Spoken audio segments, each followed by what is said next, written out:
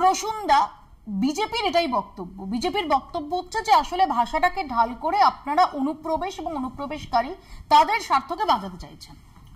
প্রথম কথা হচ্ছে যে বিজেপি সম্পূর্ণ ঘেঁটে গেছে যখন বুঝতে পেরেছে যে এমন একটা জোনে পা দিয়ে ফেলেছে যেখানে পুরো বাংলা বিদ্রোহ করে দিয়েছে, বাংলা ভাষাভাষী মানুষ বিদ্রোহ করেছে।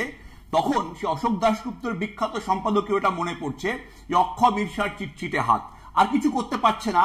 তখন ভাবছি যে এইগুলোকে বলে যদি একটু কভার নেওয়া যায়। কভার নেওয়া যাবে না, না না, বিদ্রোহ করে ঢালাই করে মৃতদেহ নিয়ে যাচ্ছে, বিদ্রোহ করে মৃতদেহ নিয়ে যাচ্ছে। আপনার সময় বললেন হ্যাঁ, বিদ্রোহ করে একটি 5 মাসের বাচ্চা জলে ডুবে মারা গেল। পণ্ডিত করছেন কেন? আপনি ভয় পাবেন না। আপনি ভয় পাচ্ছেন তো? আমি তো আমার সময় বলছি। আপনি আমার সময় বলছেন, আমার কথা ভয় পেয়েছেন, ভয় পাইনি।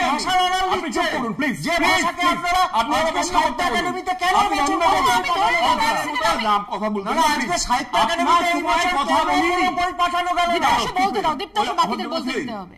পণ্ডিত রঘুনাথ মুর্মুর কথা আছে না, যে তোমার ধর্ম নেই, ভাষা নেই, জাতি নেই, তুমিও নেই। বাঙালি বলছে ভাষা আছে, কোন মানব্য, কোন বিজেপি ঠিক করবে না আমার ভাষা। সুকান্ত বলেছিলেন না যে প্রিয়াকে আমার কেড়েছিস, তোরা ভেঙেছিস ঘর বাড়ি। সে কথা কি আমি জীবনে মরণে কখনো ভুলিতে পারি?